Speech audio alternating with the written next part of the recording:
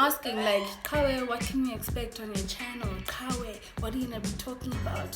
Like it's a few people, like 1 or 2 or 3. But anyway, I just thought, let me actually clarify what it is I will actually be talking about on my channel. So in this video, you can actually expect me to go through the different things that I'll be talking about on my channel. Number 1, so a channel overview, and then number 2, I will just give a top 3 books to actually be reading at this point in time.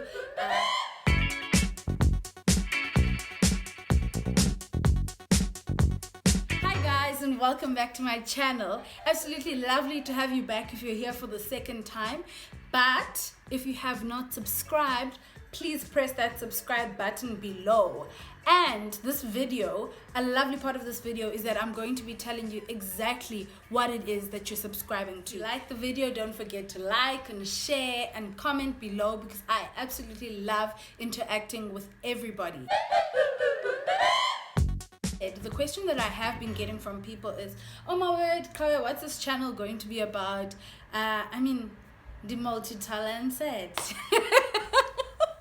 So there will actually be 3 parts to my content, right? Number 1 was similar to my first video, which was a book review. So that part is called Q's Library, where I do a book review or I do some key takeouts out of books and just share stories about what I've read and found interesting. Also giving advice with regards to which books you could possibly read. Number 2 was going to be it's Q chats. So it's just casual conversations about things that are important, things that interest. Would like to also invite some guests to have a chat about those things, even if it's funny, fun, serious, all those different types of content, or just like sharing some of my own life stories within Q chat. Lastly would be Fin Chat with Q, and in Fin Chat with Q, I think this is where I actually start to speak about finances. So I absolutely love money.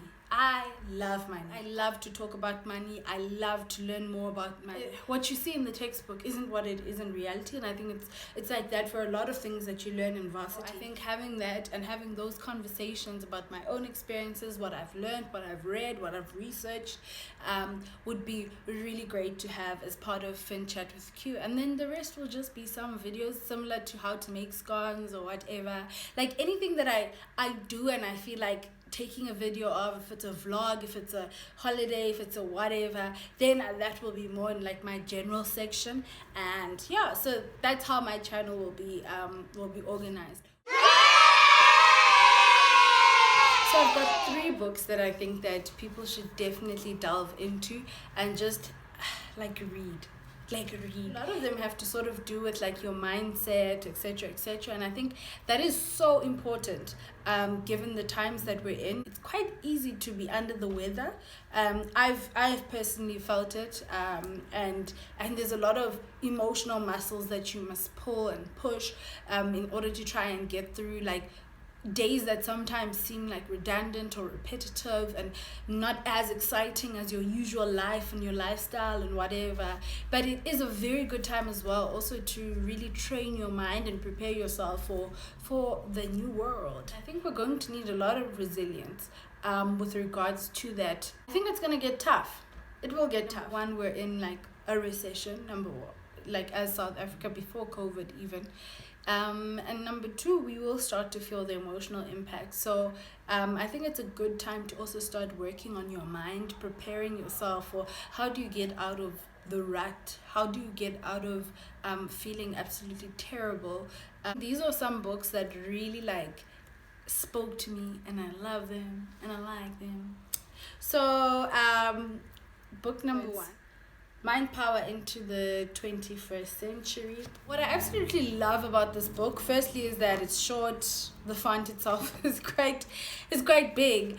But I sort of read this book when I was reading it in the form of, so every morning I'd wake up. When I wake up in my morning routine, I would actually read some of the book before going off to work. And like I sort of read it with sort of like a sabu affirmation, sabu let me change the way I think. And I won't even lie, throughout the time when I was reading this book, like my mind was, I felt a lot more positive. But also the nice thing about this book is that you can revisit the techniques. So what it does is it gives you techniques. It says it gives you techniques to harness the power of the mind. So I think an issue really is that we like to think that our minds will just get better, but just like with anything else, if it's fitness, if it's becoming more competent and whatnot, you really do have to work on the mind.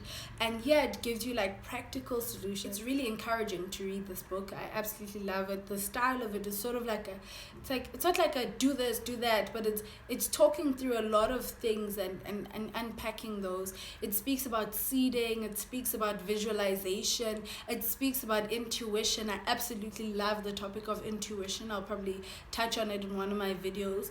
And it really speaks about reprogramming the subconscious mind. So some of it was actually in my first video when I spoke about reality, and I used the metaphor of the stars and the skies that was in this book.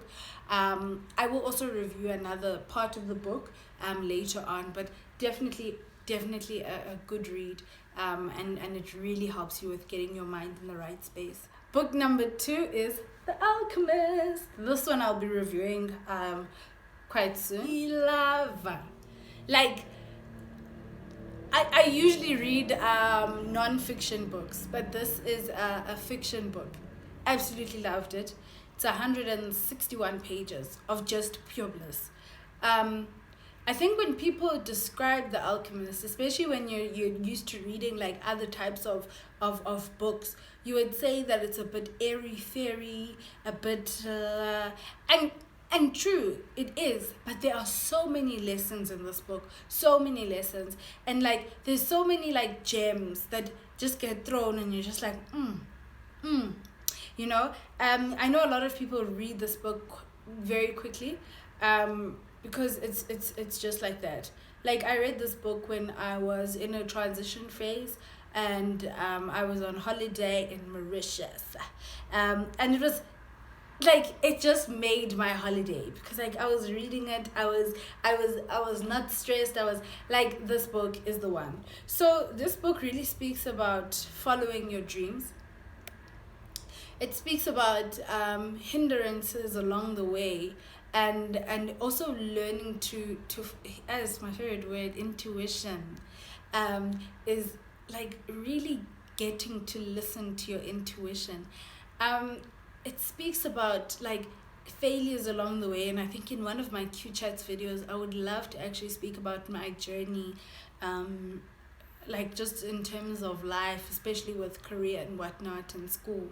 It speaks about like failures and hindrances along the way, as well as there's a part of like, you know, when you like sort of settling for second best, and thinking that it's all right, but your dream's still there. Like, it's not going away. Like, your dream's still there. You can still access it. One of my favorite parts of this book is the part where, no, I won't actually give it away. Guys, this book, man, yeah, amazing. Another lovely part of this book, especially if you're like a spiritual person, and I'm not talking about like religion or what, just a spiritual person, is that it really speaks about how the universe conspires, right, to fulfill your biggest dreams. Like, that you mustn't be afraid to dream big or do things that are ridiculous, like in order to chase that big dream of yours. It speaks about like you being at loss every time you don't listen to your intuition. Trust yourself, trust your intuition. Don't lose sight of your dreams and your goals. Like just go. Like, go. And then book number 3 is Factfulness, and this one I recently finished reading. This book basically tells you why you're wrong about the world, right? It speaks about media. It speaks about the news that you get, what sticks, what doesn't stick, and why a lot of the information that you have about the world or how bad the world is very dated, right? And so what happens in this book is that they definitely demonstrate how a lot of things in the world actually don't exist in binaries. Like the world is not, I mean, one of the big things that Ulendo Zohan speaks about is he speaks about the whole thing of the developed and the developing world, us and them. And I think when you read the book, you'll really get what I'm talking about. And how it's actually, the world is not like that, and how the world is changing, right? And one thing that Hans does here is that he definitely challenges people to question numbers. Like, question numbers, get the latest numbers. Those are just 3 books that I absolutely loved. I think there's a lot of messages with regards to positivity and how to view the world, etc., etc. in those books. I think they're very great reads. I definitely think that you should read them. And if you have any comments with regards to what you've read so far, if you've read any of them, please do comment below, share your stories or share your experiences with these books. But I will be reviewing these books in my videos to come. And yeah, I'm looking forward to it. Thank you guys for tuning in, and see you next time.